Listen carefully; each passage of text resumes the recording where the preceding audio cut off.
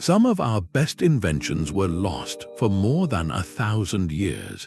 There are about 30 ancient technologies that vanished. Self-healing concrete.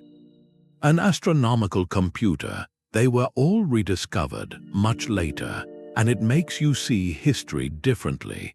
It's not a straight line of progress. It's more fragile than that. It's a story of brilliance, and then forgetfulness, and then recovery. There was a Roman cup that changed color with light. That was centuries before we had nanotechnology to explain it. There was a Byzantine weapon, a terrifying one that could burn even on water.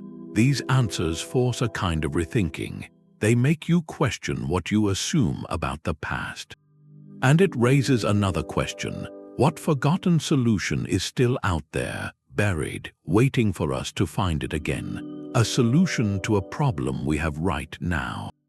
That cup that changed color, that weapon that burned on water, they didn't just appear, they came from a different world, a world that saw the universe in a different way.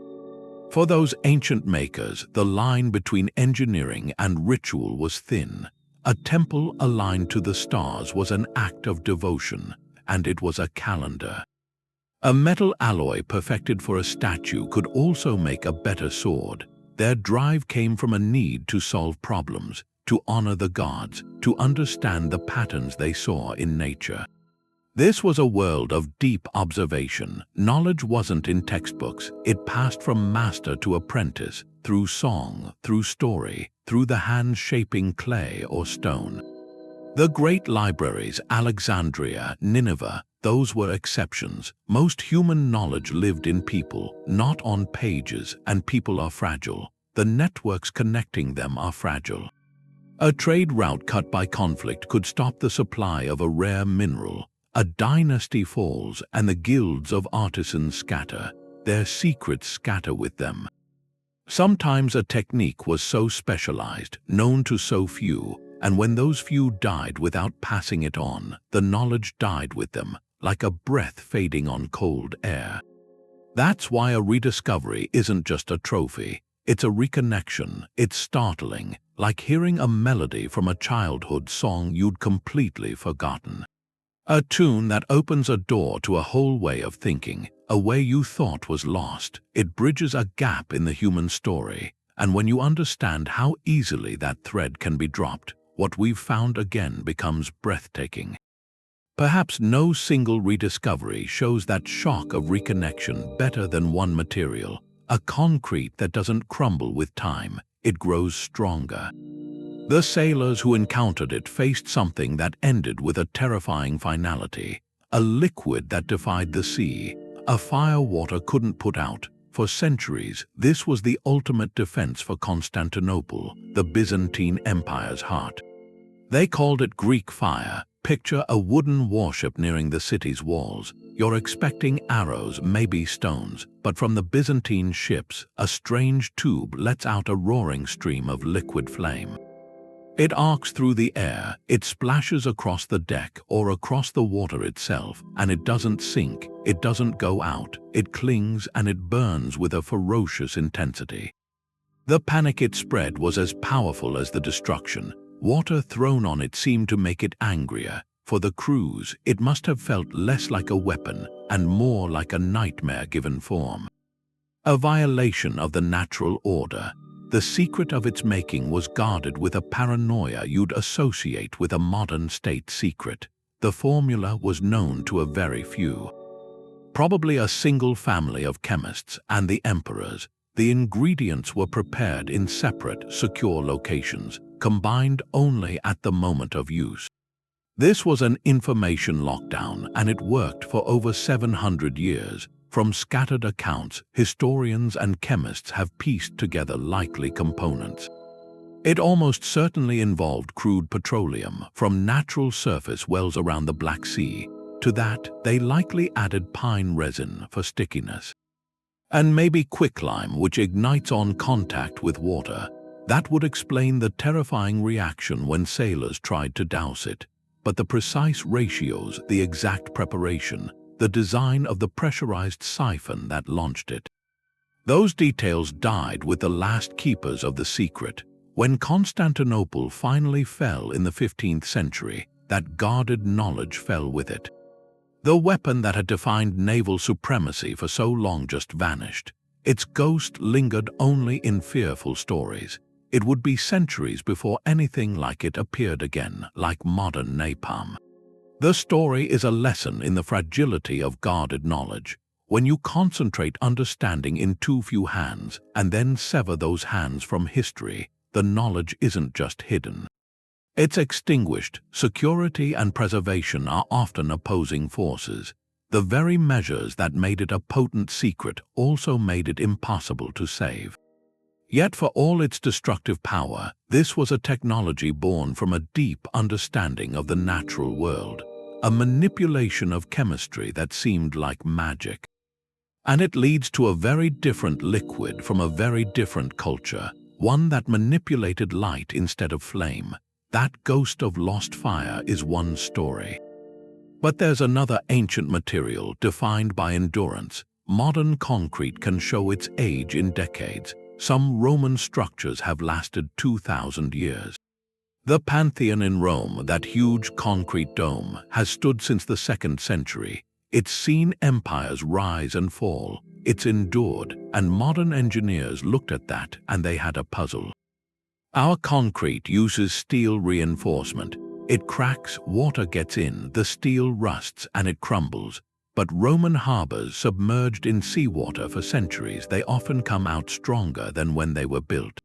For a long time, people thought this was just Roman superiority, a lost art, something we could never match, but the truth is more interesting. It wasn't magic. It was chemistry, a kind of accidental genius. The Romans used a specific mix. They took lime and mixed it with a volcanic ash from near Pozzuoli. And this ash, mixed with lime and seawater, it triggers a reaction. The material doesn't just harden and stop, it keeps changing. Tiny cracks form, water seeps in, but that water reacts with the ash and lime. It forms new crystalline structures. They fill the cracks from the inside out. The concrete heals itself. It's a living material in a way, constantly repairing the wear of centuries. This wasn't a formal scientific formula. It was a local solution. They used what was available. They found a volcanic ash that worked, and they used it. The knowledge was practical, passed down through builder guilds. But then the Roman Empire's trade networks fractured. Its power faded, that practical knowledge fragmented. The specific material sources were forgotten.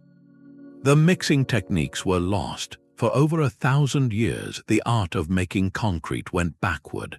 Buildings became more fragile. Those great Roman arches and aqueducts seemed like relics from a giant age. Impossible to recreate. It wasn't until the 18th century that we started to rediscover the principles of modern cement. And only in the last few years, with advanced lab analysis, have we finally cracked the secret of the Roman self-healing process. The implications are deep. Concrete is one of the most used materials on Earth now, but its production creates huge carbon emissions. So rediscovering this ancient, more durable formula could change sustainable construction. Imagine infrastructure that lasts millennia without constant repair. It's a modern solution waiting in the past, and this idea, an ancient answer to a modern challenge, it finds an even stranger echo. In a device so advanced, its purpose was misunderstood for decades. A clockwork mystery recovered from the deep. In 1901, sponge divers found a wreck. Off the coast of a Greek island, Antikythera, an ancient Roman ship, they brought up statues, pottery, and a lump of bronze, all corroded. It looked like junk. It sat in a museum drawer for decades. No one knew what it was. Then researchers started cleaning it, and they saw gears, tiny bronze gears interlocking. This wasn't a statue, it was a machine, the Antikythera Mechanism. Later, with X-ray tomography, they could see inside without taking it apart. What they found was an analog computer. From the 2nd century before the Common Era, a hand-cranked device, its dials could track the sun and the moon, predict the moon's phases, forecast eclipses years ahead. It even modeled the moon's irregular orbit. That takes a sophisticated gear train. Some think it showed the 5 planets known to the Greeks, a portable cosmos in bronze. A mechanical universe, the craftsmanship is stunning. The smallest gears have teeth a millimeter wide, cut to precise ratios to mimic celestial mathematics. That level of precision engineering doesn't appear again, not for over 1,000 years, not until the astronomical clocks of medieval Europe, so its existence tells us something. In the Hellenistic world, there was a tradition, advanced gearwork, astronomical science. We knew almost nothing about it. Think of the libraries of Alexandria. The mechanism is proof of that culture. It wasn't magic, it was technical knowledge made into machinery, and then it was lost, the ship sank. The knowledge of how to build these things probably faded. As the political world that supported it collapsed, the library burned. The scholars scattered. That craft of building cosmic calculators died out. This mechanism is a ghost. A single survivor from what was probably a small tradition. Its loss is a staggering reset. A 1,000-year gap in technology. It makes you ask, if this one device survived by chance, what else was there? What other marvels vanished without a trace? It shatters the easy timeline of progress. It shows a peak of technical ability, then a long valley of forgetting. And while this machine tracked the harmony of the heavens, another ancient tradition sought harmony within the human body, through practices that would also be lost and rediscovered. That mechanical view of the cosmos was a way to understand the heavens from afar. But there was another tradition, one that looked inward to the human body, with a precision that feels out of place in time. In ancient India, around 600 years before the Common Era, there was a physician named Sushruta. He composed a medical text, the Sushruta Samhita. It lists over 100 surgical instruments. It describes 300 procedures. One of them is a detailed guide for rebuilding a nose, a rhinoplasty. Centuries before it was known in the West, the procedure he wrote down is both clever and recognizable now. It was often for people who had lost their nose because of certain cultural practices of that period. Sushruta's method used the patient's own tissue. He described taking a flap of skin from the forehead, keeping it connected to its blood supply. That flap was then twisted and grafted onto what remained of the nose. The patient's arm was immobilized to hold the graft steady while it healed. The text gives the precise measurements, the angles for the incisions, the aftercare needed to make it work to limit scarring. This wasn't speculation, it was systematic anatomical science. It required a deep knowledge of skin grafts, of blood vessels, of wound healing, knowledge that wasn't recorded anywhere else in the ancient world. And then, for much of the world, that knowledge faded. It was preserved on the Indian subcontinent, passed down through generations of practitioners. But it stayed a local tradition, separate from the medical schools developing in Europe and the Middle East. It was lost to the wider world. Its rediscovery happened in the late 18th century. British colonial surgeons in India saw these procedures being done. They were astonished. Reports and diagrams were sent back to London to medical societies. It caused a sensation. Here was a sophisticated surgical technique, fully formed, practiced in a place they considered medically primitive. That direct observation led to the technique being brought back, adapted into Western medicine.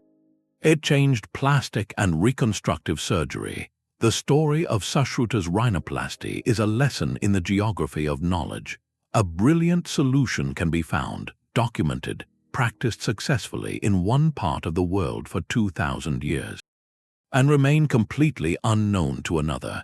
It shows how cultural and political boundaries can act as barriers, not just to trade but to the flow of ideas. The loss wasn't about forgetting, it was isolation. The knowledge was always there, waiting for a bridge. That pattern of a brilliant idea being confined, then lost to the broader world, has a parallel.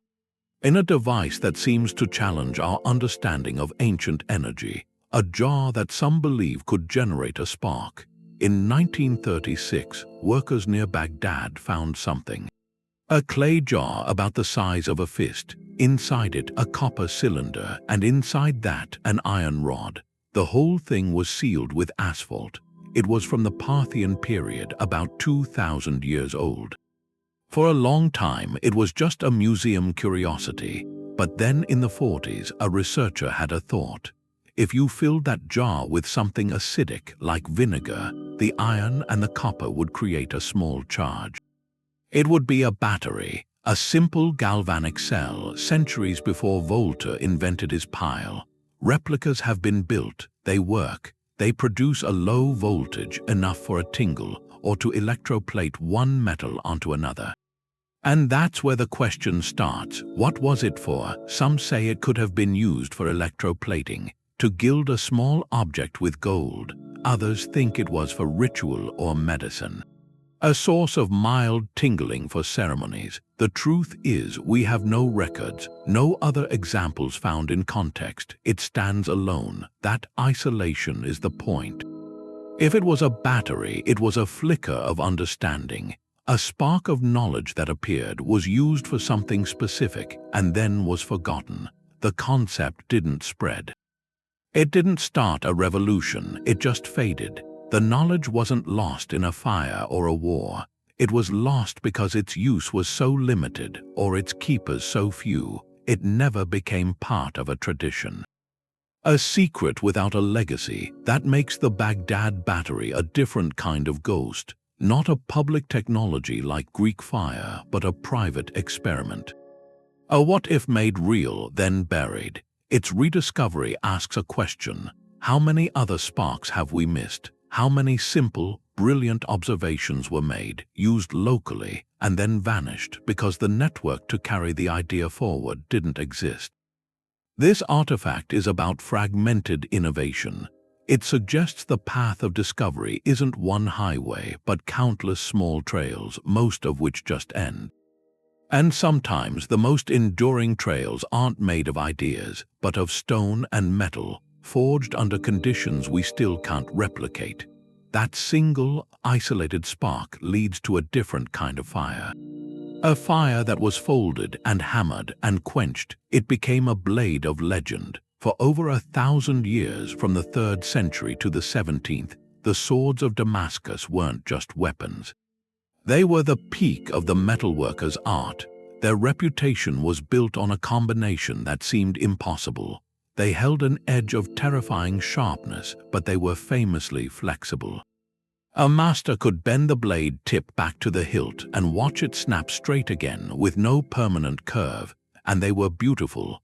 Each blade had this watery pattern on the surface, like rippling silk or wood grain frozen in the metal. That pattern wasn't just decoration, it was the visual signature of its internal genius, a map of its strength. The secret started far from Damascus in southern India. Furnaces there produced ingots of a special high-carbon steel called woots. This raw material was traded along ancient routes to forging centers in the Middle East. The smiths there had a guarded art. They would heat the woots ingot to a precise temperature, then hammer and fold it again and again. This process wasn't just about shaping. It was about controlling the internal structure of the metal at a level we've only recently been able to see. For centuries, the exact technique was a mystery. It was lost as trade routes shifted and the sources of the specific Indian ores faded. The knowledge died with the last guilds of smiths. Modern metallurgists knew the legends. They had fragments of the original blades, but every attempt to recreate that perfect balance failed. The metal they made was either brittle or soft. It was a technological ghost haunting engineering history. The breakthrough came with the electron microscope. When scientists examined a sliver of an ancient blade at magnifications thousands of times beyond anything the smiths could conceive, they found something astonishing. The metal contained carbon nanotubes, these microscopic cylinders of carbon atoms, incredibly strong and flexible, a material we associate with 21st century nanotechnology. They were woven right into the steel. The unique forging process, the specific cycles of heating and hammering, had somehow encouraged these structures to form spontaneously. The beautiful wavy pattern on the surface was the macroscopic echo of this nanoscale architecture, and this is the profound realization. The smiths of Damascus had no concept of atoms, let alone nanotubes. They were working from empirical knowledge passed down through generations. Heat the metal until it glows this particular cherry red. Hammer it for this many folds. Quench it in this specific medium. They were following a recipe whose true chemical and physical effects were invisible to them. Yet, through meticulous observation and perfected tradition, they were performing nano-engineering. They were manipulating matter at a fundamental level to achieve a desired property, centuries before the science existed to explain why it worked. It forces a shift in how we view ancient innovation. It wasn't just trial and error, it was a deep, intuitive dialogue with materials. The smith understood the behavior of the steel through his senses, the color of the heat, the sound of the hammer, the feel of the grind. He was reading a language of cause and effect that we now decode with electron microscopes. The loss of this technique is a stark reminder. That kind of deep, tactile knowledge is incredibly fragile. It can vanish when the chain of apprenticeship breaks. Its modern rediscovery isn't just about making a better sword. It's a lesson in material science. It shows us a different path to strength and resilience that we are only now learning to walk again. And this mastery over materials to shape a superior object finds a parallel. A parallel in an even larger ambition, the mastery over an entire landscape to shape a superior city. Steel was a mastery of matter at an invisible level. But there was another kind of mastery, much older, that shaped the land itself for the good of a whole community. This was around 2,500 years before the Common Era. Other places were building tombs and temples, but in the Indus Valley they were working on a different problem: how to build a city for tens of thousands of people and keep it clean. Keep it working. Their answer was Mohenjo-Daro. When they found the ruins in the 1920s, it wasn't just a pile of old things, it was a plan. The city was a grid. Main streets ran north-south, east-west, with smaller lanes coming off them. This didn't just happen, it was designed that way from the start. And the real intelligence was underneath. Every house they've dug up had its own bathing area with a floor that sloped. A lot of them had private wells. But the waste didn't stay there. It went into brick-lined drains under the streets. These drains were covered. They connected to bigger public sewers. They had manhole covers for cleaning. This was a sanitation system, a coordinated one. And after this, civilization faded. That kind of system just disappeared from that part of the world for thousands of years. In Europe, you didn't see standard public health infrastructure like that until the 19th century. After plagues forced the issue, the Indus people seemed to get it. The link between cleanliness, managing water, and public health. They built their environment to stop sickness before it started, not to just deal with it after. Then, around 1900, before the Common Era, this civilization went into decline. Scholars still argue about why: climate change, rivers shifting. The cities were slowly left empty. The knowledge of how to build and run this kind of urban system, it didn't vanish in a war. It faded away as the society that supported it came apart. The idea of the planned, clean city was forgotten. Finding these ruins wasn't just an archaeological discovery. It changed the story. It showed that sophisticated, systematic city planning wasn't a modern idea. It wasn't even a purely Western one. It was an idea that had been fully realized and then lost a long time ago. It makes you wonder what other ways of living together have been forgotten. It shows that progress in comfort and health isn't automatic. It can be designed, and that design can be erased. That kind of thinking, that systematic care for preservation, has a strange echo somewhere else. In a culture that wanted to preserve not public health, but something else entirely, memory itself, the need to preserve memory created another kind of vessel. This one was meant to sense the Earth's own hidden movements. In the year 132 at the Han court, the scholar Zhang Heng gave the emperor a strange object. A large bronze jar, maybe 6 feet across. 8 dragons circled its body, each facing a cardinal direction, and under each dragon's open mouth, a bronze toad sat with its mouth open, looking up.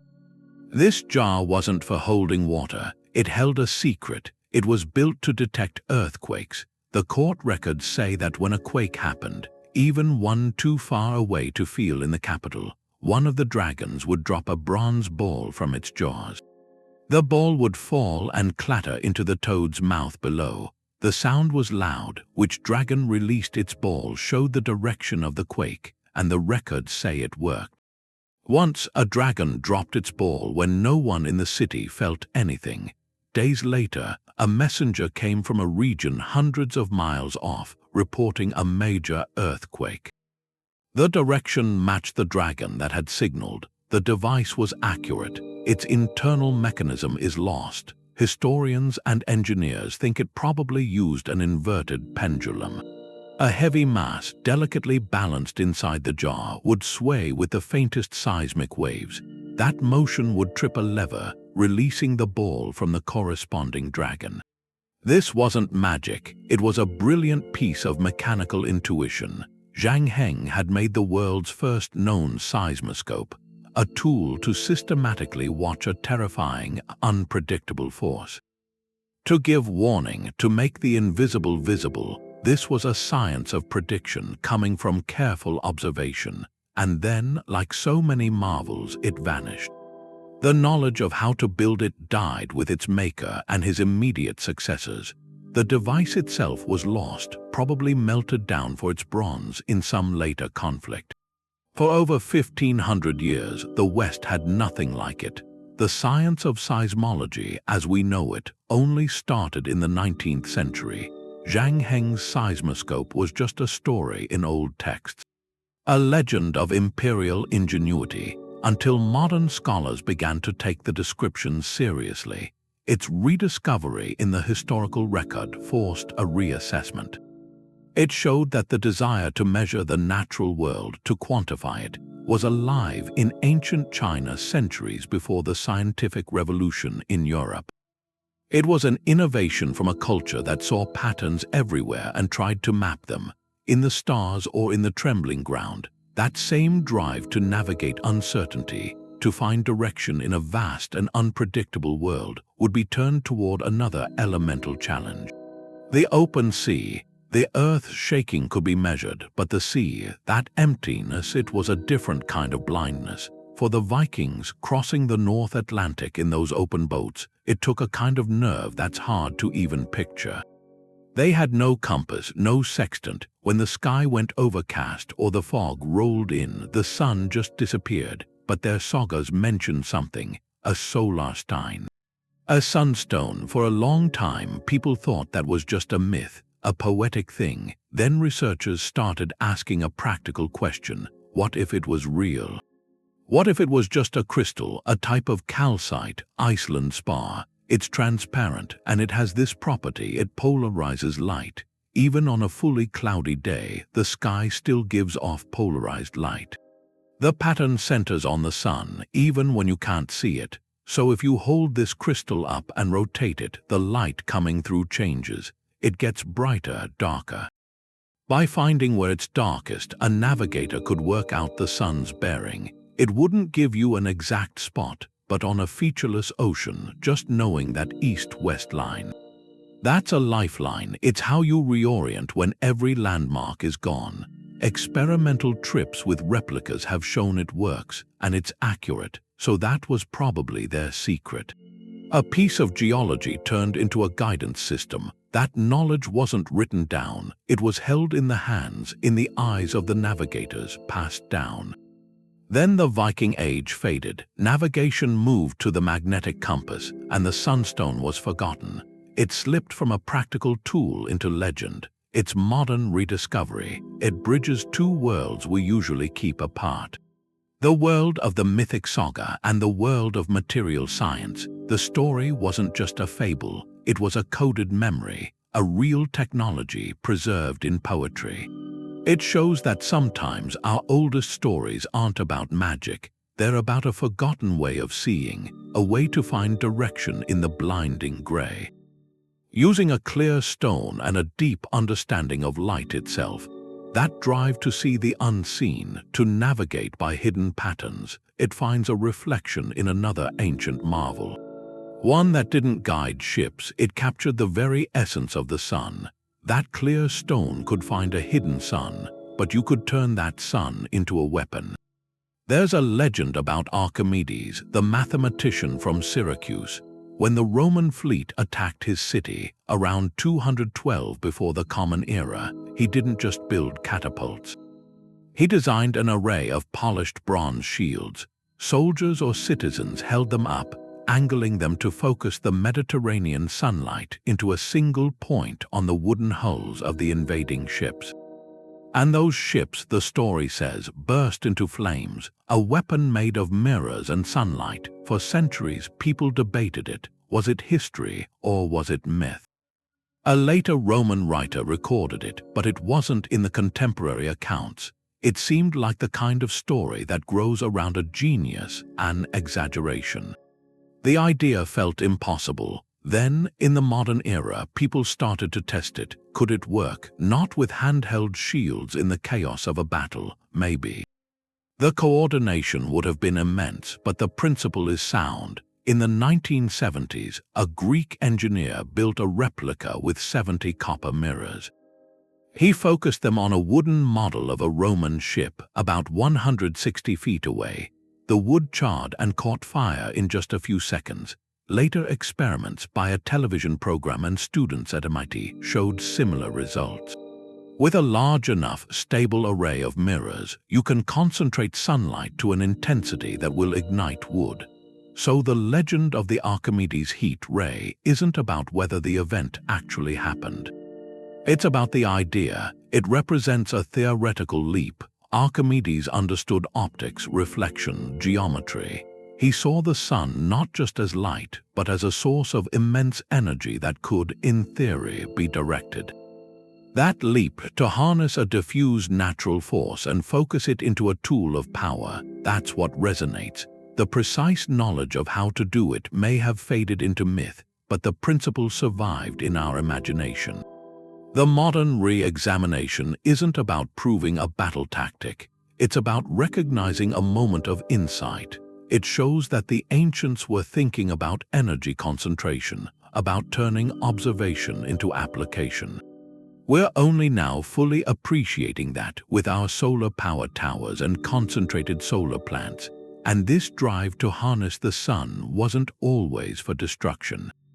That same understanding of light and heat shaped spaces for living in a technology of comfort that required no mirrors at all. The sun could make fire. But keeping things cold in its absence, that was another kind of intelligence. In ancient Persia, the heat was relentless. The need wasn't for weapons. It was for preservation. The answer was a silent, domed structure in the desert, the Yakhchal. These weren't tombs, they were ice houses, giant cones built from a special mortar, saruj.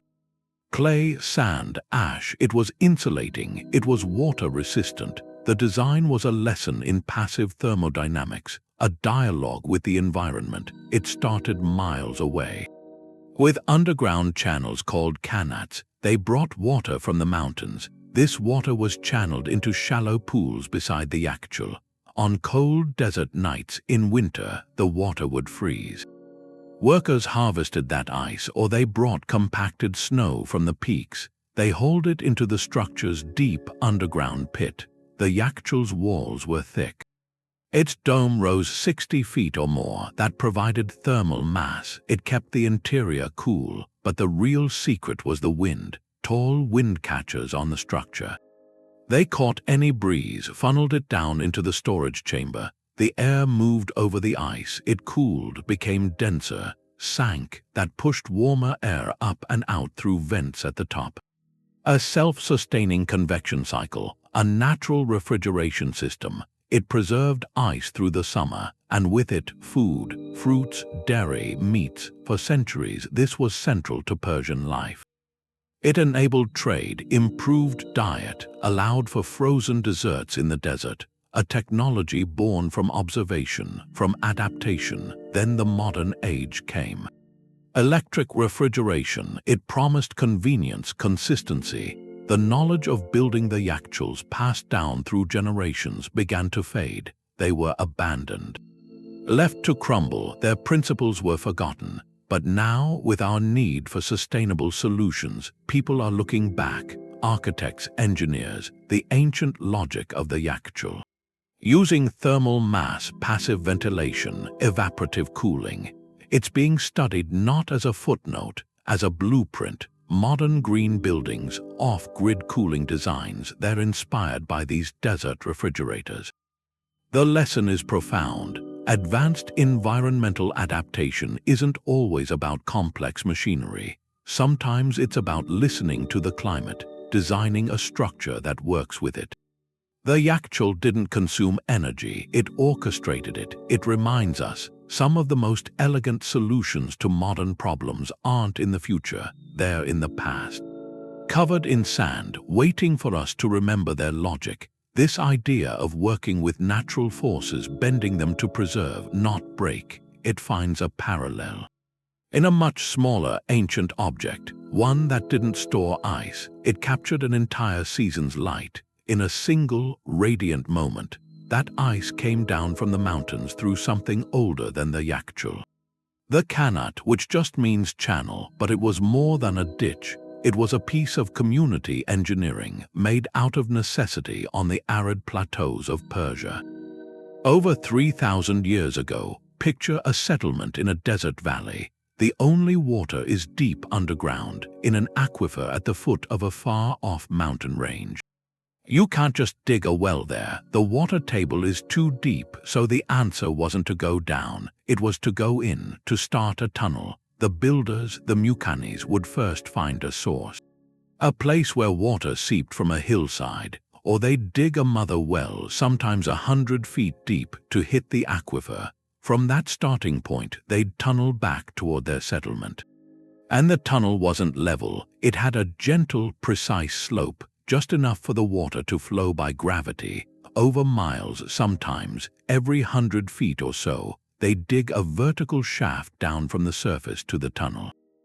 These shafts did a few things. They gave air to the diggers below. They lifted out the excavated earth, and later they were access points for maintenance. The result was a hidden river, a subterranean aqueduct. It brought cool, clean water from the mountain directly to fields and towns, with almost no evaporation under the sun.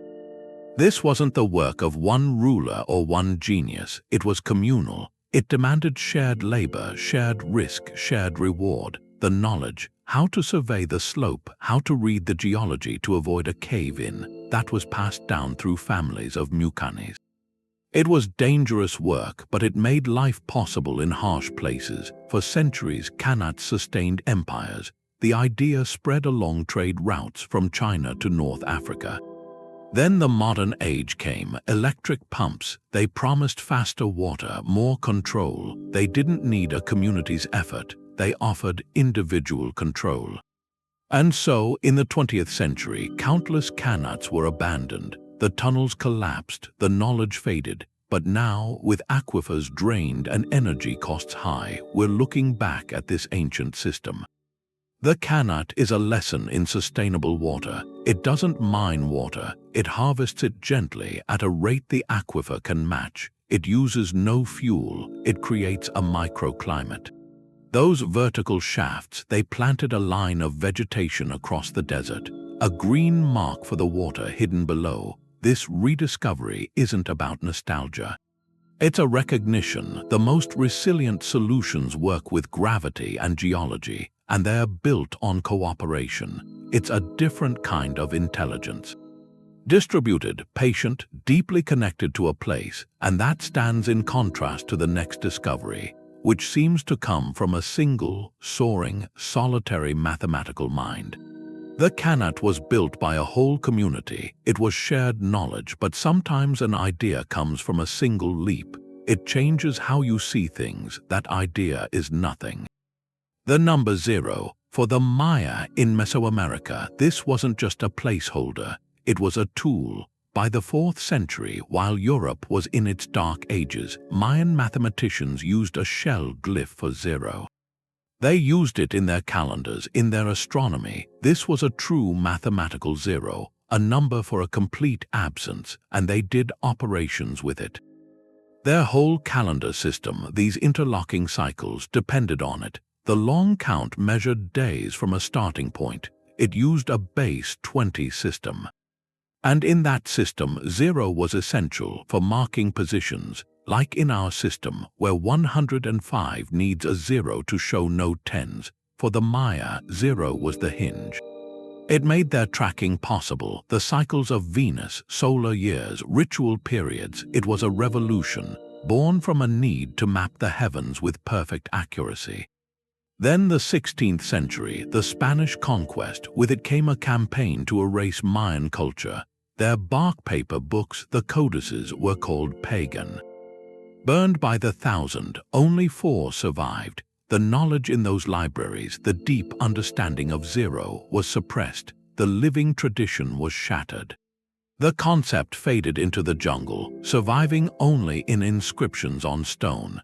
Inscriptions Europeans couldn't read. It was a complete severing, a deliberate cut of an intellectual thread.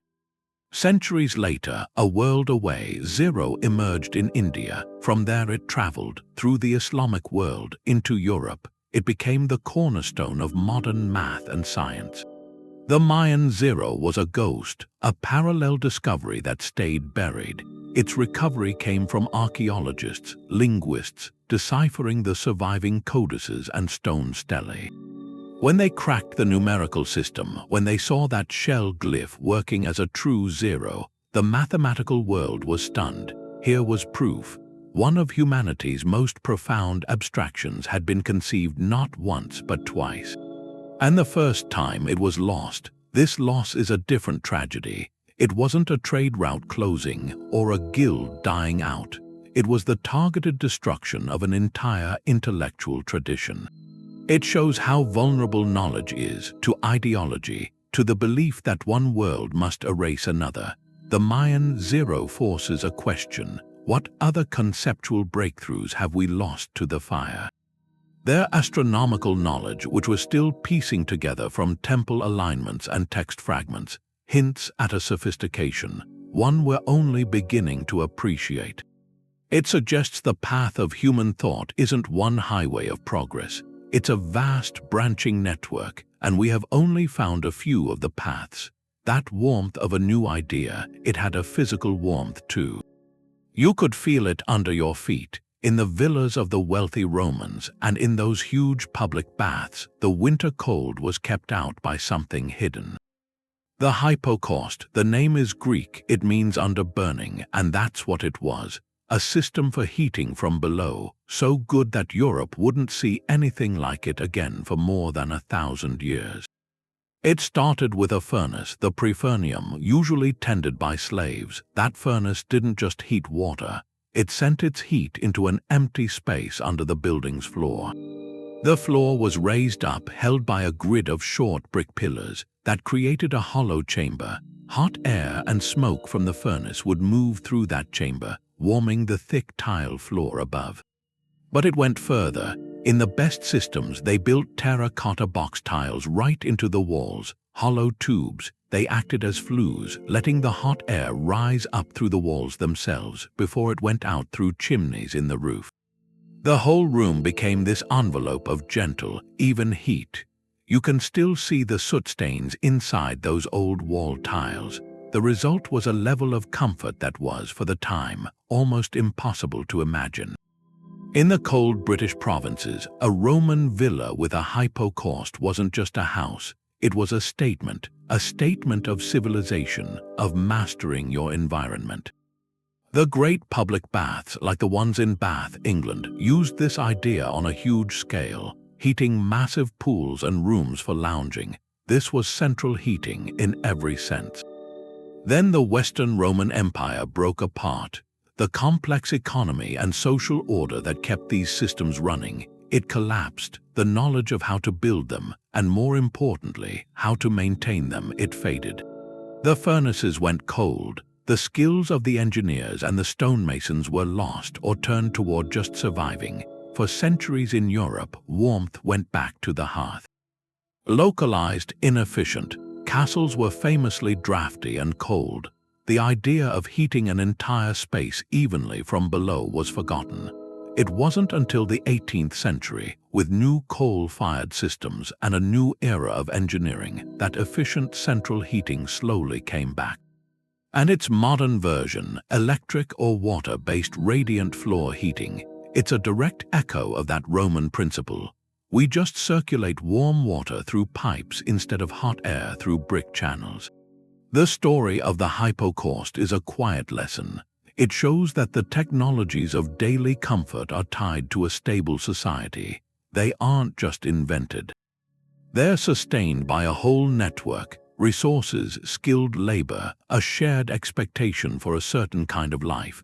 When that network comes apart, a luxury like even warmth is one of the first things to go.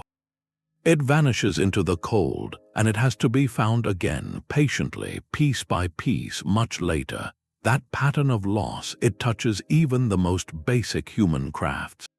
Crafts that built empires long before Rome was even a village. The Roman villa was about personal comfort, but the Qin dynasty in China, that was something else entirely.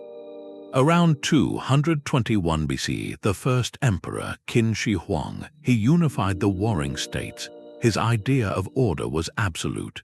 It went all the way down to the objects his empire made. He didn't just want an army, he wanted a system, and you see that underground with the terracotta army. Thousands of life-sized clay soldiers, each with a unique face, standing in formation. For a long time, the artistry of those faces was what people saw, but the real innovation was something else. These weren't carved individually from solid blocks. They were assembled like a sophisticated pottery kit. Archaeologists found the bodies, the arms, the legs, the armor plates. They were all made from standardized molds. A limited set of interchangeable parts, 10 basic head shapes, for example. Those could be combined with different additions for ears, hair, expressions, to create this illusion of endless individuality. The hands were molded in a few basic poses, then attached. The armor was individual fired clay plates laced together, a modular system. This was mass production over 2,000 years before Henry Ford. A precursor to the assembly line, factory logic applied to art and symbolism.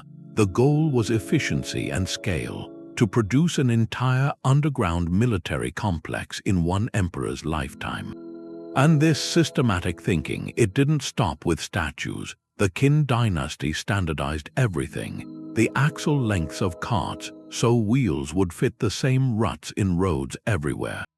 The writing system to unify the bureaucracy, the weights and measures. It was a top-down imposition of uniformity to control a vast territory. But this early grasp of industrial logic, it wasn't sustained. After the Qin dynasty fell, later Chinese dynasties had their own systems. That intense, centralized drive for that specific kind of standardization faded. The knowledge of how to organize production on that scale, for that purpose, it became a historical footnote, not a continuous tradition. The concept of truly interchangeable parts, which is the bedrock of modern manufacturing, it had to be redeveloped painstakingly in Europe and America in the 18th and 19th centuries. So the terracotta army is a time capsule. It holds a spark of an idea the world wasn't ready to keep burning. It shows the leap to an industrial mindset isn't just about machines. It's first about a mindset, a vision of breaking complex tasks into simple, repeatable parts, creating order from chaos through systematic repetition. That drive to impose order on complexity, to create a system that outlasts any single creator, you find a parallel in a very different medium, not in clay or bronze, but in the landscape itself. Where another civilization encoded knowledge not in factories but in living gardens, the Inca Empire was the largest in the Americas before Columbus. It stretched across thousands of miles of mountains, and they ran it without a wheel, without money, and without writing. They ran it on knots. These were arrays of colored, knotted strings called quippers. You have a main cord, and hanging from it are dozens, sometimes hundreds of other cords, and those cords could have their own smaller cords. They were made of cotton or wool, dyed in many colors. And along the cords they tied knots, but these knots weren't random. The type of knot mattered. Its position on the cord mattered. The color of the cord, the spin of the yarn, even the direction you tied the knot, it all held meaning. This was a three-dimensional language for running an empire. We know it was used for accounting, census numbers, tax records, storehouse inventories, labor drafts. All that data was in the knots. They used a decimal system. A figure 8 knot was 1. A long knot with turns could be 2 through 9. A single knot was 10 or 100 or 1,000. A trained keeper, a quipukamayok, could look at a quipu and tell you exactly what was in a warehouse or how many people lived in a province, but it seems it went beyond numbers. Spanish records say quippers were also used for histories, laws, even songs and poems. The colors and the structures might have been narrative cues, triggering memory. The keeper wasn't just reading numbers, he was performing a story, using the object as a mnemonic device. It was a complete information system, portable and durable, perfect for a mountain empire. Then the Spanish came. They saw the quipu as a pagan tool, a thing of a rival power. They destroyed them. They suppressed the keepers. The knowledge of how to read the stories, the deeper codes in the colors, was cut off. Most quippers were burned. Only about 1,000 survive now, sitting in museums, silent. Today, scholars are trying to piece it back together. They compare quippers found in burials with old Spanish documents from the same areas. They've cracked a lot of the number logic, but the narrative code, the stories, that's still mostly lost. Each new find gives a clue, like quippers arranged to mirror a village social order. The quipu makes you reconsider things. It challenges the idea that you need text for advanced civilization or complex data. It shows you can weave that into string, tie it into knots, and carry it in your hands. Its loss shows how fragile a knowledge system is when its keepers are silenced, and its slow recovery is a testament to human ingenuity. The sheer variety in how we choose to record the world, and in what materials we use to do it. The quipu used knots and color to record information, but there was another culture that put meaning into a color itself, a blue so vivid it was like holding a piece of the sky. That was Egyptian blue, the first synthetic pigment humans ever made. Over 4,500 years ago, Egyptian artisans weren't just blending minerals they found. They were creating a new one. They took common sand, a copper mineral, malachite, and an alkali like natron. They put it all in a furnace, heated it to about 1,600 degrees. And these ordinary materials changed. They fused into this brilliant, stable blue cake, which they then ground into a powder, a pigment that wouldn't fade. For thousands of years, it was on tomb walls, statues, jewelry. It was the color of the divine, the color of the heavens. Its use spread with Egypt through Greece and Rome. Then the Roman Empire broke apart. Those trade routes dissolved, and the precise knowledge of how to make it faded too. The blue on the old frescoes became a ghost. A lost recipe. For centuries, artists couldn't match that specific hue. The secret seemed gone, but modern chemists, they didn't just find the formula again. They found a hidden property, something the ancients could never have seen. When you shine visible light on Egyptian blue, it does something remarkable. It emits a very strong glow in the near-infrared, invisible to our eyes, but modern sensors can detect it with incredible sensitivity. That discovery moved the pigment out of the art museum into the cutting-edge lab. Because it's non-toxic and it glows so predictably, researchers are using it in biomedical imaging now to tag cells or molecules, letting them track processes deep inside living tissue with new clarity. It's also being developed for security inks. A document marked with Egyptian blue ink looks normal, but under the right light, it shows a hidden infrared signature, nearly impossible to counterfeit. So a color made to honor the gods now helps protect currency. And peer inside the human body. The story of Egyptian blue is about latent potential. The ancient artisans perfected a material for one purpose: beauty, symbolism, permanence. But inside that creation was a hidden behavior, a scientific utility that sat dormant for thousands of years. It was waiting for us to build the tools, the spectrometers, the sensors, to see what was always there. And that suggests a possibility that other ancient materials made for ritual or art or simple use might hold secrets too. Secrets we still don't have the eyes to see, and sometimes those secrets aren't in what we see, but in what we hear, in frequencies that were shaped and then lost by civilizations listening to a different kind of silence. That color had a hidden frequency of light, but there are other frequencies you can feel: sound. At a place like Stonehenge, those great stones do more than mark the sun. They can sing. If you strike one of the big blue stones with a smaller rock, it produces a clear, ringing tone like a giant bell. They're lithophones, stone instruments. And that wasn't an accident. Geological work shows the builders specifically chose those blue stones. They hauled them over 200 miles from Wales, partly for their acoustic properties. Inside that circle, the sound would have been otherworldly, a deep, resonant hum, vibrating through the ground and the air at the same time. And this intentional use of sound is found in other ancient places. In Malta, there's an underground burial complex called the Hal Saflieni Hypogeum. Certain carved rooms there amplify specific frequencies of the human voice. A low chant in one chamber can be heard clearly throughout all three levels, while higher frequencies just get absorbed. Or Mayan pyramids, the staircase design creates an echo. If you clap at the base, it mimics the call of the sacred Quetzal bird. These cultures were practicing archaeocaustics long before the word existed.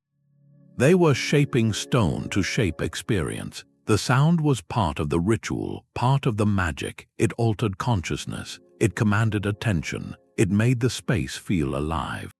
This was an intuitive, brilliant grasp of physics, understanding how sound waves reflect, amplify, and resonate in a space. But this knowledge was held in tradition, in the hands of the masons who knew which rock would ring true. It was an embodied science, not a written one. And as these monumental building traditions faded, that specific sonic intentionality was lost.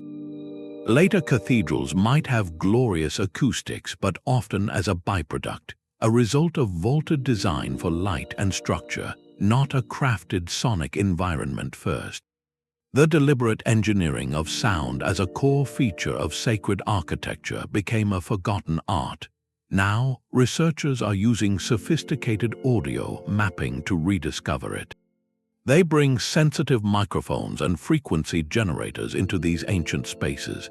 They create sound maps. They reveal how the architecture guides noise, transforms it into something meaningful. And this rediscovery changes how we see these sites. They weren't just visual spectacles. They were immersive sensory experiences. The stones were chosen not only for how they looked, but for how they sounded. The architecture was designed not just to be seen, but to be felt through the ears and the chest. It forces us to listen to the past differently, to consider that ancient innovation was often about enhancing all the senses. creating a total environment for ceremony or for power. And if they could engineer sound with that kind of subtlety, what else did they craft for the senses? What about the sense of sight pushed beyond its natural limits? Sound could be shaped with stone, but to see the smallest details, you needed something else. A clear piece of the world shaped to bend light. In 1849, an archaeologist named Austin Henry Layard was digging at Nimrud, an ancient Assyrian capital. In the dust of a palace, he found this small, oval piece of polished rock crystal, about the size and shape of a modern contact lens but thicker. It had been carefully ground. One side was flat, the other slightly convex. For a long time, it was just catalogued as a decorative piece, an ornament maybe for inlay, but then people started asking different questions. What if it was a tool? The Nimrud Lens, as it's called now, is about 3,000 years old, and when you hold it up to light, it does something. It magnifies. Not with perfect clarity, but enough to make small details larger. It can also focus sunlight into a bright, hot point. So what was it for? That debate hasn't been settled. Some say it was a burning glass used by a priest or a craftsman to start fires. Others think it was a magnifier, an Assyrian artisan working on intricate carvings or seal engravings could have used it to see fine lines more clearly. To correct a mistake you couldn't see with the naked eye, and if that's true, it changes the story. It means a practical understanding of optics. Using a shaped crystal to manipulate vision existed centuries before the Greeks wrote about light. Over 1,000 years before the systematic optical science of the Islamic Golden Age, this artifact is a whisper. It suggests that the leap from noticing a curious property to applying it as a tool can happen long before anyone writes down the theory. The knowledge was in the hands. A craftsperson discovers a certain shaped crystal makes their work easier. They use it. They teach their apprentice. That's it. No grand treatise on refraction, no laws of optics, just a solution to a daily problem. And because that knowledge was practical, not theoretical, it was fragile. When the Assyrian Empire fell, when Nimrud was abandoned, that little lens went into the ground with its secret. Its purpose wasn't recorded in any text we've found.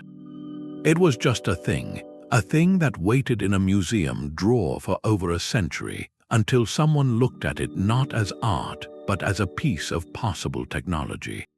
Its rediscovery is a lesson in perspective. Sometimes the key to unlocking the past isn't finding a new artifact. It's looking at an old one with a new question. What if this wasn't just beautiful? What if it was useful? That shift turns ornament into instrument. It reveals a thread of practical ingenuity that often leaves no written record. It forces us to consider that many ancient innovations might be sitting in collections right now, mislabeled, waiting for the right question to bring their function back to light. That small lens helped you see more clearly, but the Romans made something that changed what you saw completely. In the 4th century, a glassblower made a ceremonial cup. The Lycurgus Cup. At first, it's a deep jade green, opaque, a scene of King Lycurgus trapped in vines carved from one block of glass. But if you hold it to the light, something happens. The whole cup changes. It glows a luminous ruby red, as if the glass has two different souls, one for reflected light, one for light passing through. This dichroic effect isn't just art, it's a feat of materials science. For centuries, how it was done was a total mystery, a singular masterpiece, its technique lost. Then in the 1990s, researchers put a fragment under an electron microscope. They were looking for impurities in the glass. What they found was astonishing. The glass was filled with tiny particles of gold and silver. But not just any particles, these were nanoparticles, grains of metal so small, between 50 and 100 nanometers across. That's about 1,000 times smaller than a human hair. At that scale, the metals interact with light in a quantum way. the gold nanoparticles absorb green and blue light, letting the red pass through from behind. The silver nanoparticles enhance it. The result is that colors shift, and the profound thing is this: the Roman artisans had no concept of atoms, no idea of nanotechnology. They didn't know what nanoparticles were. They couldn't see them, but through generations of trial, of empirical experimentation, they perfected a recipe. They learned that adding precise amounts of gold and silver dust to molten glass, then heating and cooling it under very specific conditions, would produce this effect. It was knowledge held in the hands and the eyes, a craft tradition that understood cause and effect at a level we now explain with 21st century physics. This was engineering at the atomic scale, achieved through ritualized practice, and then, like so many threads, it was cut. The political and economic structures that supported such luxury craft collapsed. The secret died with its last makers. For over 1,500 years, the effect wasn't just lost. It was impossible to replicate. It wasn't until the late 20th century, with the formal birth of nanotechnology and the tools to see and manipulate matter at that scale, that we finally understood what they had done. And we could try to do it again. The cup is a witness to a different kind of intelligence, a path to discovery that isn't theoretical but deeply tactile. It shows you can manipulate the fundamental properties of the world without knowing the formal rules. You can learn the melody long before you can read the sheet music. Its modern rediscovery bridges that gap. It takes an object of awe and reveals the precise, invisible mechanics behind the wonder. It turns magic back into physics. But a physics found first by the hands of a craftsman, not the equations of a scientist. This dialogue between the empirical and the theoretical, between craft and science. It suggests some truths about our world are waiting to be found in two ways: through calculation and through the patient, observant touch of a human hand shaping a material again and again until it reveals a secret. Mastery over matter at an invisible scale was a quiet revolution, but there was another ancient inventor who made something that roared. In the 1st century, in Roman Egypt, a mathematician and engineer named Hero of Alexandria described a device. It was called an eolipile, a simple design, really beautiful. You had a sealed water vessel placed over a fire. 2 pipes rose from it, carrying steam into a hollow sphere. And this sphere could rotate freely. 2 nozzles jutted from opposite sides of the sphere, bent at angles. When the water boiled, steam rushed through the pipes. It went into the sphere and jetted out of those angled nozzles, and the sphere spun. It whirled on its axis. The power came from nothing but the reactive force of the escaping steam. This was a working steam turbine, a direct ancestor of the machines that would much later drive locomotives, that would power entire factories. Hero documented it. He documented many other automata and pneumatic wonders in his collected works. He understood the principle perfectly, and then he set it aside. His contemporaries set it aside. For the Greeks and Romans of that era, the eolipile was a temple wonder, a demonstration of natural philosophy, a curiosity to amaze visitors during religious festivals. It wasn't seen as a source of practical, mechanical work. The idea of connecting those spinning nozzles to a grindstone, or a pump, or a wheel, that idea simply did not take hold. The societal need wasn't there. Slave labor was abundant and cheap. The complex gears, the transmission systems needed to harness that rotary motion for large-scale tasks, they weren't a priority. So the spark of understanding remained just a spark. It never caught the tinder of economic necessity. The potential of steam power was recognized. It was demonstrated. And then it was politely shelved for over 1,700 years. It's perhaps one of history's most profound technological what-ifs. What if that culture had seen the spinning sphere not as a marvel, but as a motor? The lesson is stark. Invention alone is not enough. A brilliant idea requires a context that can use it. It needs a society that perceives a problem the invention can solve. A society that possesses the materials, the economic structures, the vision to apply it. The disconnect between Hero's eolipile and the steam engines of the 18th century shows that. Technological adoption is a dance between ingenuity and need. One without the other leads to a marvel gathering dust in a temple instead of reshaping the world. This pattern of a tool waiting centuries for its moment finds a quieter echo in the history of feeding people, in the simple, enduring design of a plow. Hero's spinning sphere was a marvel, but it didn't have a practical use. Another ancient invention did. It addressed the most basic need, food. For thousands of years, planting a field was slow. It was back-breaking. A farmer would walk, scattering seeds by hand from a basket. The result was wasteful. It was uneven. Seeds lay on the surface. Birds ate them. Rain washed them away. The ones that sprouted often choked each other. They competed for light, for nutrients in a tangled mess. The solution was to plant them properly. That required a new tool. By the 2nd century BC, Chinese agriculturalists had perfected one. The multi-tube seed drill. Think of a wooden cart, pushed by an ox or pulled by a person. From its base, several hollow tubes reached down to the soil, like bamboo reeds. A hopper on the cart held the seed. The wheels turned. A simple gear mechanism would click. It released a precise number of seeds down each tube. The tubes guided them into small furrows. A plow blade on the front made those furrows. Then a chain of small rakes attached to the back would sweep soil over the seeds. Covering them in one smooth pass, this single machine opened the earth.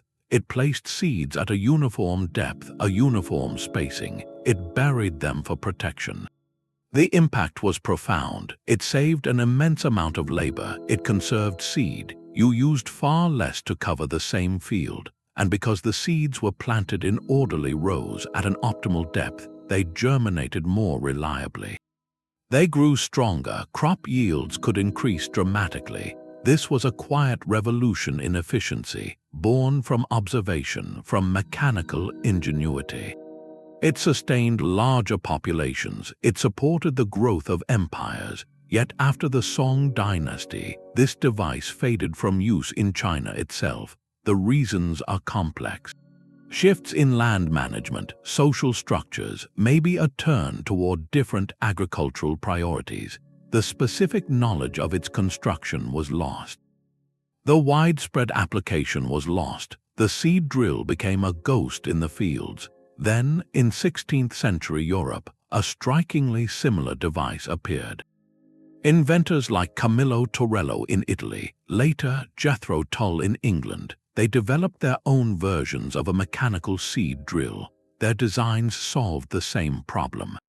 Wasteful broadcast sowing that led directly to the British Agricultural Revolution, which itself helped pave the way for the Industrial Revolution. This wasn't knowledge being transferred. It was a parallel invention, two different societies, separated by centuries, by continents, arriving at an almost identical technological solution, faced with the same pressing need. To feed more people with less waste, this pattern of parallel discovery runs through many of these stories. It suggests certain ideas are almost latent. In the human relationship with the world, when conditions are right, when the need is acute, when the knowledge of materials and mechanics is present, the solution can emerge. Independently, in more than one time and place, the loss of the Chinese seed drill and its independent rebirth in Europe tells us something.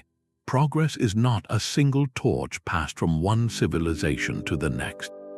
It's more like a constellation of sparks, flaring up where the fuel of necessity gathers, sometimes glowing brightly before fading, only to flare again somewhere else. Under a different sky, and this drive to improve, to adorn, to elevate the everyday, it extended far beyond the field. It reached for the human form itself. In objects of astonishing personal craftsmanship, there was this drive to refine daily life, and it showed up in a palace on Crete, at Knossos, a Minoan palace built around 1700 BC. Archaeologists found something there in a small room, a small terracotta seat. It looked familiar. It was a toilet, but not just a pit. It was part of a system. There was a channel of running water built into the floor behind it, fed by pipes from a cistern above. You could pull a wooden lever, open a sluice gate, and water would rush from that channel, flushing waste away through a closed stone sewer that ran under the palace floors. This wasn't a one-off thing. Knossos had an entire water network, clay pipes tapered to fit together. They brought fresh water from springs and aqueducts. They supplied this toilet. And also bathing rooms, fountains, a system for collecting rainwater. The waste from the toilet went into a large, stone-lined cesspit outside the walls. This was civil engineering for health, to separate clean from unclean, to make a comfortable, dignified environment inside a crowded, multi-story palace. For the Bronze Age, this level of planning was extraordinary. It shows a society that valued the practical order of daily life, not just art or military power. They understood hydraulics, gradient and flow, a conscious effort toward public hygiene that didn't exist in Europe at the time.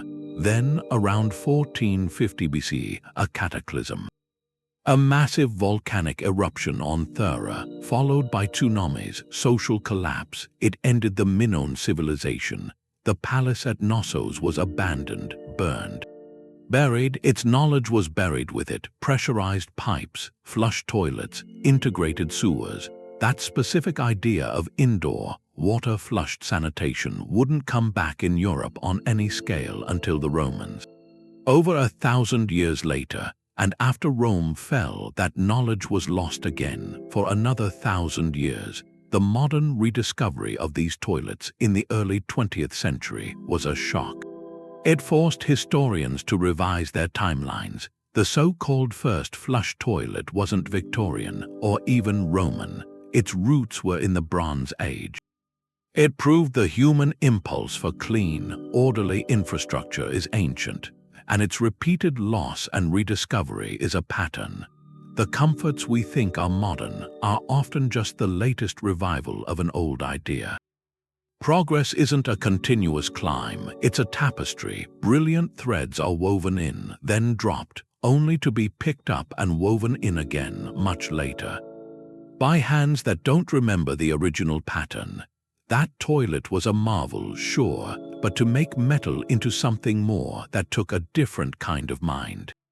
It started with wax and with being willing to destroy one perfect thing to get another, the lost wax method. It's a beautiful paradox. You start by sculpting your idea, but you do it in beeswax. All the fine details, every curve, they're all there in this soft, temporary material. Then you cover this wax model in a thick layer of clay. You leave a few small channels.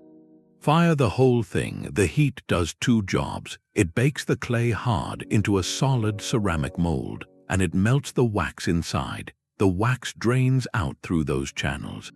It's lost. What's left inside the hardened clay is a hollow space, a perfect cavity shaped exactly like that original wax sculpture. That's the moment. You pour molten metal in, bronze or gold. It fills every tiny crevice the wax once filled. The metal cools, it solidifies. You break the clay mold away. And there it is, a metal object of stunning complexity. It even captures the artist's fingerprints, the ones they left in the wax. This technique let you make hollow, lightweight sculptures with incredible detail.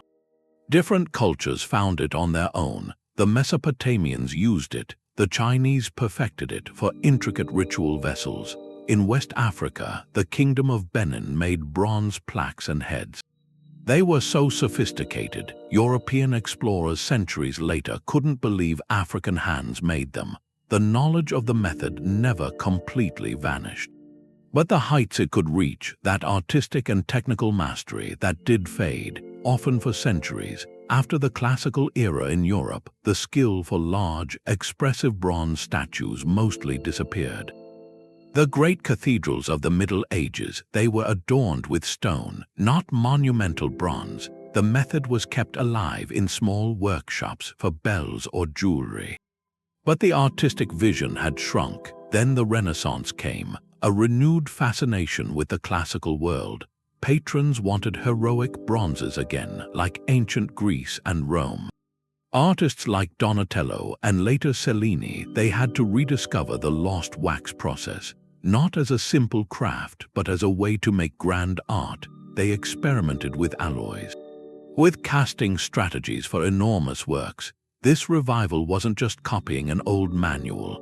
It was reclaiming a potential that had been dormant. Each rediscovery added something new. The Renaissance founders learned to put complex cores inside the mold. To make statues lighter, use less metal. Later, in 19th century France, they industrialized the process for precise machine parts. This cyclical history shows something. Artistic technology is tied to the culture that holds it. It needs more than just knowledge, it needs patronage. A society that values that form of expression enough to pay for it. The process is tedious, risky, expensive. When those priorities change, the skill doesn't just go quiet. The very understanding of what's possible in that medium gets smaller. The masterpieces of Benin or Florence, they stand as reminders. They're peaks in a range of human ability. And the valleys between them can be deep and they can be long. We can know how to do a thing and still forget how to do it sublimely. This intimate dance between material, method, and meaning. It extends to another ancient craft, one that traded the permanence of metal for a different kind of beauty, fleeting and vivid, the beauty of color. Metal was permanent, but there was a color that became even more valuable, a color that didn't come from stone or earth. It came from something alive, from a slow chemistry inside a living creature.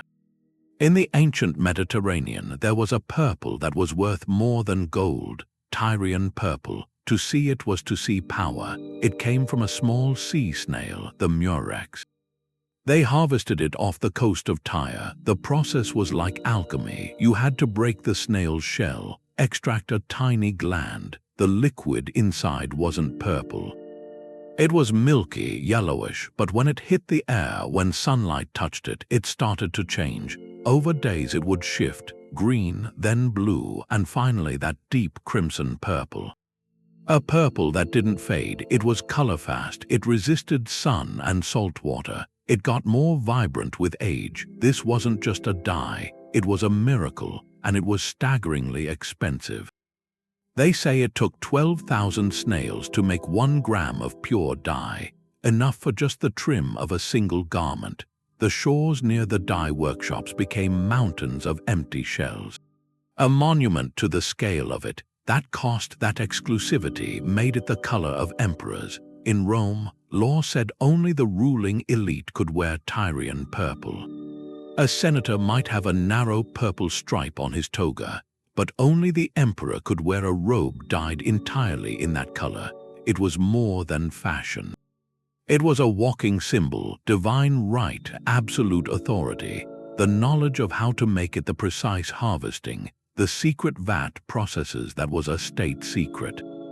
First for the Phoenicians, then for the Byzantine Empire, it was an economic weapon, a cultural crown jewel. Then in the 15th century, Constantinople fell. The last stronghold of the Byzantine Empire was gone, and with its collapse, the large-scale production of Tyrian purple stopped. The secretive dyers' guilds scattered. The precise techniques, the locations of the best snail beds, the nuances of the recipes, that intricate knowledge faded into silence. The industry didn't just decline. It vanished for centuries. The true color was just a memory, a description in old texts, a fading color in mosaics. European royalty made do with substitutes from plants or other mollusks. The direct link to that ancient symbol was severed. It wasn't until the 19th century that modern chemistry caught up. Scientists isolated the key compound dibromo-indigo. They synthesized it in a lab. They unlocked the molecular secret, But that was a scientific victory, not a cultural revival. The rediscovery explained the color, but it couldn't bring back the world that surrounded it. The mountains of shells were just archaeology. The loss of Tyrian purple shows the fragility of a luxury economy. It shows how a technology can depend entirely on a specific social structure, an imperial court, a rigid hierarchy that needs visible symbols. When that structure shatters, the market for the luxury disappears, and without a market, the incredibly specialized knowledge has no reason to survive. It isn't stolen, it isn't destroyed, it's just abandoned because the world that gave it meaning is gone. The dye itself was rediscovered in a test tube.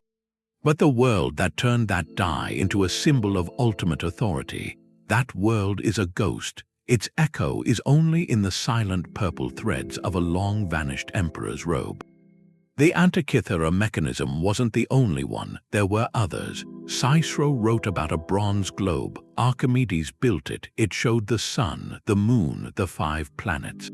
A portable planetarium with some kind of hidden clockwork inside, and Posidonius made something similar, a model of the heavens that could show lunar eclipses. These weren't just ornaments, they were functional. They were analog computers built to simulate the laws of the cosmos. The Antikythera device proves it. They weren't legends, they were real, and if multiple inventors were building them across generations, that points to something bigger. It points to a tradition. A school of thought, a shared language of gears and mathematics, turning astronomical theory into moving metal. This was a field of engineering, a nascent science of computation. Flourishing in Alexandria, in Rhodes, in Syracuse, and then it was gone. Not just one machine lost in a shipwreck, an entire intellectual discipline erased. The libraries burned, the craftsmen scattered by war, or they took the secrets of the gear trains to the grave. That fragile network of scholars and artisans disintegrated. What's left are references, ghostly mentions in a few manuscripts, spheres, cycles, wondrous motions. For centuries, historians read those as metaphor. They assumed the ancients couldn't have built such things. The Antikythera Mechanism forced a correction, a painful, glorious correction. It gave body to a ghost. And in doing that, it revealed the ghost's family, a whole lineage of devices we can only imagine now. The loss is of a different magnitude. It's not the loss of a recipe or a building technique. It's the loss of an entire branch of the technological tree, a path not taken for over 1,000 years. It forces a question. A humbling question. How many other sophisticated traditions vanished without leaving a single corroded clue in a shipwreck? How many fields of ancient engineering turned entirely to dust, leaving behind only cryptic phrases in texts we barely understand? And this erasure didn't just happen to machines, it happened to the bones of cities, to ways of building that once seemed eternal. A road isn't just a path, it's a decision about the future. The Roman legions, they weren't marching on dirt. They were moving on a statement carved right into the land. The Appian Way started in 312 BC. That was the first of these great stone arteries. It ran from Rome to Capua, over 130 miles, and it was built to endure, not to wear out. The method was systematic, a lesson in layered strength, patient work. First, they dig a trench. 3 to 5 feet deep. Into that trench they laid a foundation, large flat stones, the stotumen. That base locked the road into the earth, kept it from shifting. On top of that, a thick layer, rubble and broken pottery mixed with lime, the rudus, that was the binder, a stable middle layer. Then came the nucleus, a finer mix, gravel and sand. Finally, the surface, large, hard paving stones, often volcanic basalt, fitted together carefully with a slight curve. From the center down to the edges, that camber, that was the final piece of genius. It let rainwater run off into drainage ditches on either side, so the water wouldn't pool, wouldn't erode the foundation. This was a road meant to outlive its builders, and it did. Some stretches are still there, still solid, after 2,000 years.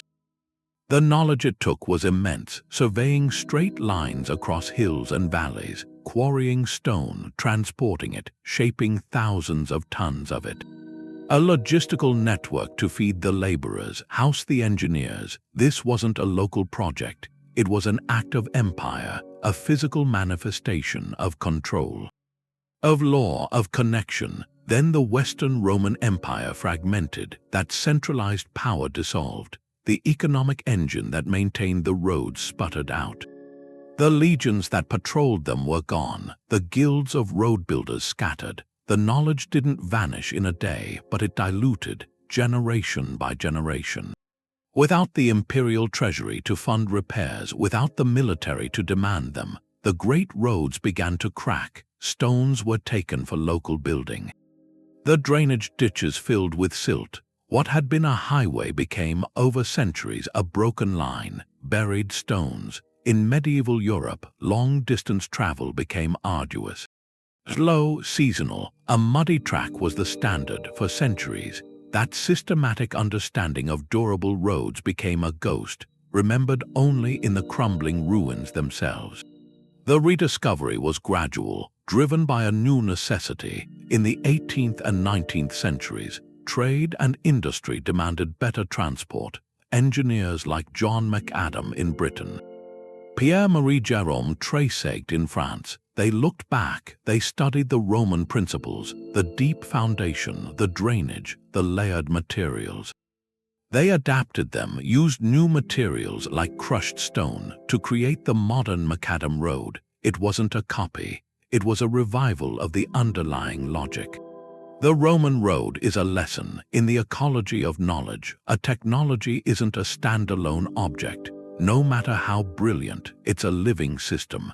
It needs a stable, organized society to create it, to maintain it, and to teach it. When that supporting society fractures, the technology doesn't just become old, it becomes incomprehensible. The stones remain, but the reason for their specific arrangement fades into legend. We're left walking on the bones of a giant, forgetting the mind that assembled them.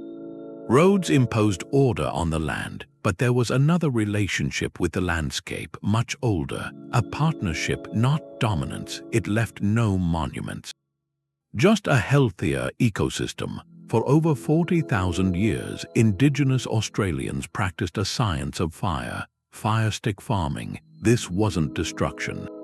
It was careful cultivation. They set small burns in the cool, early dry season. Low-intensity fires. They moved slowly, consumed the dry undergrowth, the leaf litter that builds up. But they left the canopy, the tall trees, mostly untouched. The effect was transformative. It created a mosaic across the continent, a patchwork of land at different stages of regrowth. And this mosaic did several things. It reduced the fuel load, so when the hot, dry winds of late summer came, there was no continuous blanket of tinder for a catastrophic wildfire. It cleared the way for new green shoots, provided fresh forage for kangaroos and other game. It encouraged specific food plants, yams and grasses, that thrived after a burn.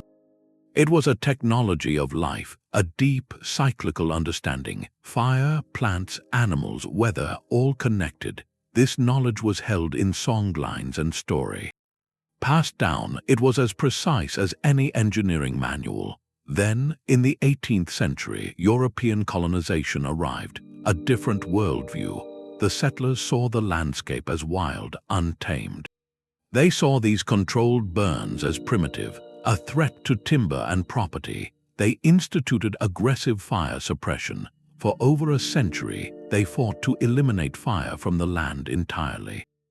The result was an ecological trap. Without those cool burns, the fuel load built up and up, decades of accumulated dry brush, a continent-sized stockpile of kindling. When fires did break out, they were no longer gentle or cleansing. They became monstrous, uncontrollable infernos that raced through the canopy, destroying everything. The ancient mosaic was gone, replaced by a uniform, volatile landscape. that sophisticated land management of 40 millennia was dismissed and in many places lost. Its absence created the very catastrophe it was designed to prevent. Now, facing increasingly devastating bushfire seasons, modern land managers and scientists are turning back. They are working with Aboriginal elders, relearning these techniques. They see the evidence in the land itself. Studies show areas with traditional burning have far greater biodiversity. They are more resistant to drought, and when wildfires approach, they often slow down or stop at the edge of these managed zones. This isn't a romantic return to the past. It's the urgent recovery of a valid, advanced environmental science, built on hyper-local observation over thousands of years. The story of firestick farming forces a rethinking of what technology is. It shows the most advanced system isn't always the most complex machine. Sometimes it's the deepest understanding of a place, a knowledge system woven into culture, ceremony, and law. Its loss was a tragedy of perception. Its slow recovery is a lesson in humility. It reminds us that some of the most powerful tools for our future aren't inventions waiting to be made.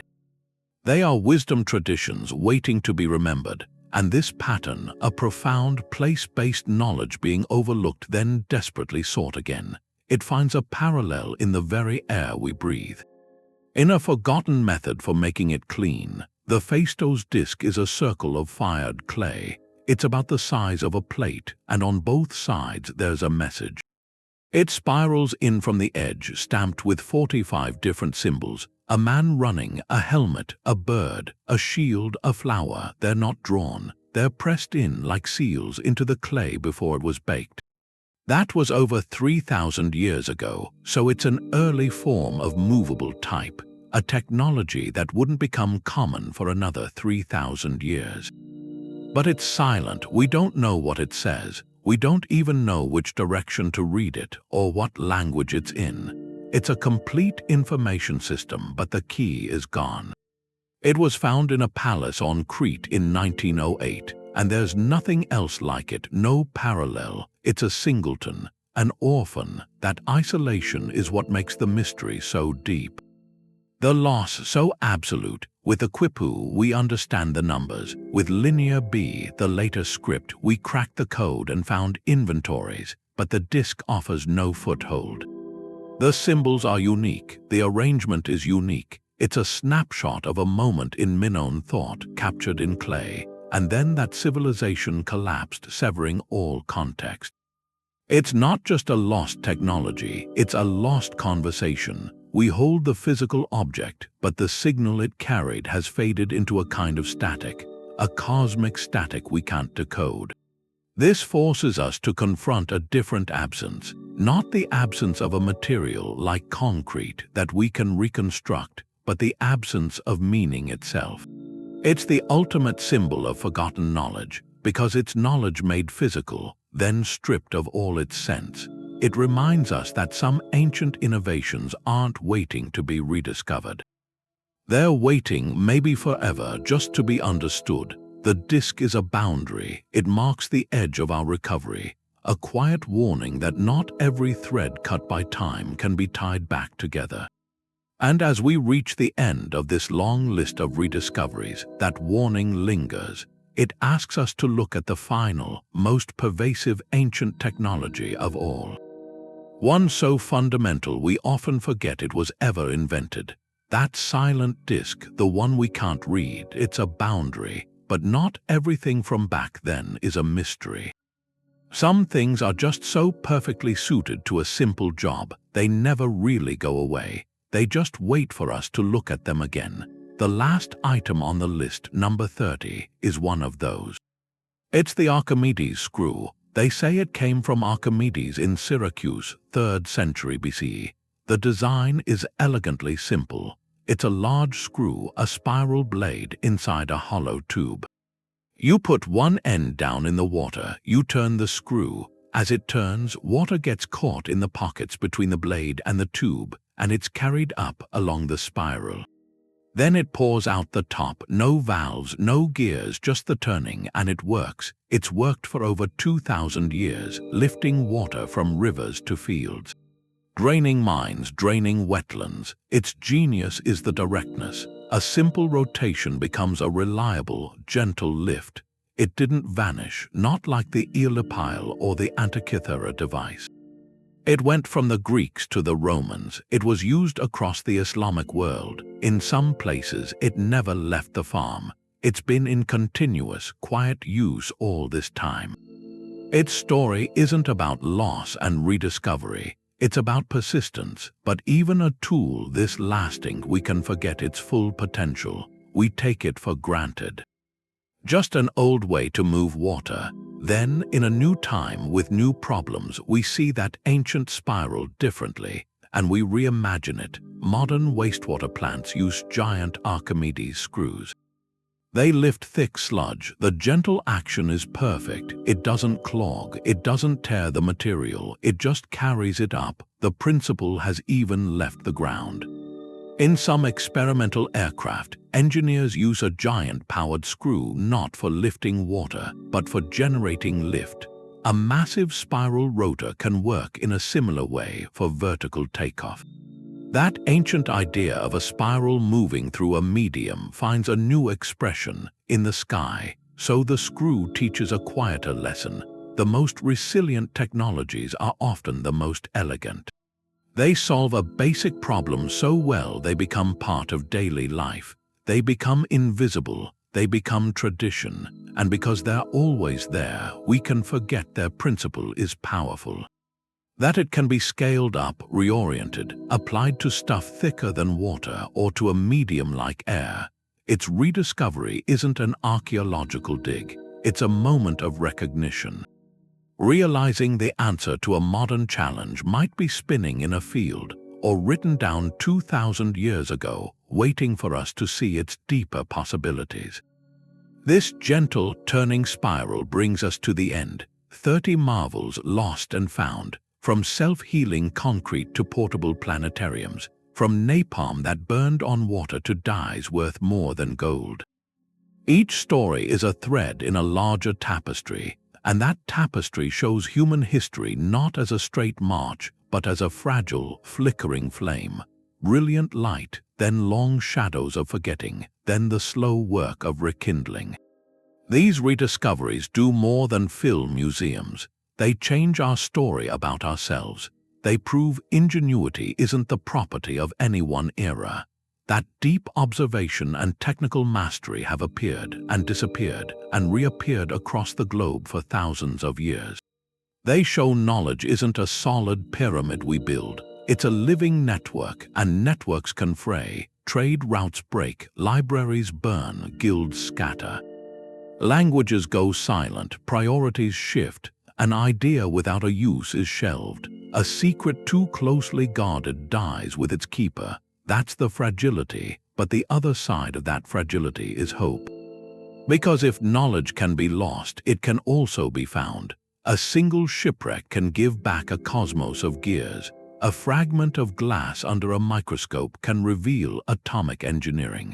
A color in a tomb can become a tool for modern medicine. The past isn't a sealed room. It's a conversation, interrupted, that we're still learning how to rejoin. So looking at our own world with its own profound challenges, these stories ask a final question. What are we forgetting right now? What solutions have we already crafted somewhere that we're on the verge of letting slip away? Is it a way of building with local materials that cools without electricity? A method of farming that heals the land? A social technology for community care that we traded for something more brittle? The lesson of these 30 things isn't just admiring the past. It's about vigilance in the present, looking at the old tools in our hands, the old wisdom in our stories, and asking not just what they were for, but what they could become. The next great rediscovery might not be in a desert or under the sea. It might be in the memory of an elder, in the pages of a discarded manual, in the pattern of an ancient field. Our future may depend not only on what we invent next, but on what we choose to remember from the long, brilliant, fragile human experiment that came before us. That flame of knowledge, that light, it shows us something hard. Our biggest advances, they don't always last. They can go out by the things that shape history. A war that shuts down a trade route, a disaster that scatters people, a change in belief that calls a whole library heresy, or sometimes just a master artisan dying without an apprentice. These are the winds that put the flame out, and when that happens, a civilization doesn't just stop, it can have to start over, to reinvent the wheel. Sometimes 1,000 years later, we've seen that cycle 30 times. It's the lost and found cycle of human innovation, and that pattern, it forces a kind of humility on us now. We tend to see history as this climb, from primitive to advanced with us at the top, but these rediscoveries, they show that top has been reached before. In different ways by different cultures, the Roman engineer who perfected self-healing concrete, he wasn't less intelligent than a modern scientist. He had different tools, a different body of knowledge, but he was aiming for the same thing: permanence. The artisan who made the Lycurgus Cup with nanoparticles of gold and silver. He was manipulating matter at an atomic scale without knowing what an atom was. Their achievements weren't just steps toward ours, they were parallel peaks. And losing them meant we spent centuries, often, just climbing back to a height our ancestors had already stood on. That leads to two questions, practical ones. First, what brilliant solutions to our problems today already existed in the past? We're dealing with environmental strain, needing sustainable materials. Resilient infrastructure. The answers might not just be in some future lab. They might be in the logic of the Persian Yakhchal, using thermal mass and passive ventilation to create ice without electricity. They might be in the Roman recipe for concrete that heals itself, cutting down the huge carbon cost of rebuilding. They might be in the Aboriginal practice of cool burning. A sophisticated land management system that prevented catastrophic wildfires for 40,000 years. The past isn't a graveyard of old ideas, it's an archive. A vast, untapped archive of field-tested solutions, waiting for us to read them with new eyes. And that brings the second question, more urgent. What knowledge are we, right now in our digital age, in danger of losing? We live with unprecedented information storage. We think our data is safe, in the cloud, on servers, but that creates a new fragility. Our knowledge is in formats that need specific, complex technology to read. A power grid failure, a solar flare, a shift in software standards that could make whole digital libraries unreadable in a generation. The knowledge isn't burned on papyrus now. It's trapped in obsolete file formats on decaying hard drives, in systems no one maintains, and we're losing embodied knowledge too. The tactile, master-to-apprentice wisdom of crafts, of agriculture, of land management. Because we often value the digital manual over the weathered hands that know the work, we risk a new dark age, not of fire and sword, but of corrupted files and forgotten passwords. The lesson from those 30 journeys from lost to recovery, it's clear. Our best safeguard against another long forgetting isn't just invention, it's intentional preservation. And open sharing. The libraries of Alexandria, the guilds of Damascus, they failed when knowledge was too concentrated, too secret, too vulnerable to a single point of failure. The knowledge that survived did so because it was copied, spread, translated, practiced in many places. It became part of a distributed network. For us, that means actively keeping multiple, redundant archives. In both digital and physical forms, it means supporting living traditions of craft and ecology, not just recording them. It means designing our systems for longevity and accessibility, not just efficiency. This cycle of loss and rediscovery, it's not a preordained tragedy. It's a choice. We can choose to see history as a linear march, leaving the past behind. Or we can choose to see it as a conversation with countless brilliant ancestors. We can listen for their solutions in the stones of their roads, in the colors of their glass, in the patterns of their burned landscapes, and we can decide this time to keep the flame burning, not in one sheltered room but in 1,000 hands, passing it forward into a future that remembers where it has already been. The path from Greek fire to Aboriginal burning isn't just a sequence, it's something alive. A record of human cleverness, sure, but also of how we adapt. Our ancestors weren't only surviving their surroundings, they were reading them with a deep, patient attention we tend to skip now. They heard the song in a stone that rang true. They watched the slow change of a snail's secretion becoming purple. They sensed the possibility in steam in a spinning sphere and decided for a while to leave it be. That adaptability is staggering. It reveals a mind not set on one route but testing many, a mind ready to find an answer in the nature of light or in the precise use of fire. Yet running through that same record is another strand, a warning, the strand of fragility. For every harbor that repairs itself, there's a library burned to ash. For every gear train mapping the stars, there's a guild of craftsmen scattered. Progress, these stories tell us, isn't a natural law. It isn't certain. It's a fragile thing. It needs peace. It needs trade routes to stay open. It needs masters to find apprentices. It needs a society to care about keeping knowledge as much as creating it. When any one of those conditions breaks, the whole structure can shake, and sometimes it collapses. We've seen it collapse again and again. The collapse is quiet. It isn't always an invasion. Sometimes it's just a change in what matters, a new idea that an old practice is backward, a move toward a technology that seems simpler, quicker, more current. The old way gets dropped, and in that dropping, a wisdom built over hundreds of years can vanish in one generation. That's why these rediscoveries aren't just oddities for a museum. They're crucial points in the human story. They're evidence that where we are now isn't the top of a straight climb. It's just our place on a long, twisting, often circular road.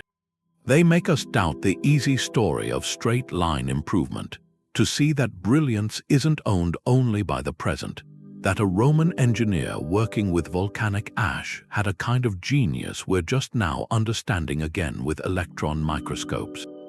This view is humbling and it's freeing. It means the past isn't a dead place. It's an active voice in our hunt for answers. Looking back isn't nostalgia.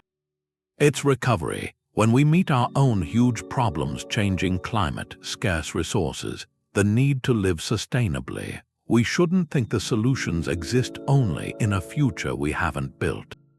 Some of the most graceful, durable solutions might already be here. They're waiting in the design of a Persian ice house, in the shared work of a Qanat, in the fire-tended pattern of an old landscape. Our ancestors did the field work for thousands of years. Their inventions came from a direct, close conversation with the limits of their world. A conversation we, in our age of ideas, risk forgetting. So let this change how you see history. Let it give you a new way of seeing. When you pass an old stone wall, or drink from a public fountain, or even turn on a light, remember. The thoughts behind these comforts have a deep and often interrupted line. They're gifts from minds across time, many of whom were lost and then found. This shared past isn't one tale. It's a chorus of voices speaking different languages through different stuff, from the ring of a blue stone to the silent counting of a quipu.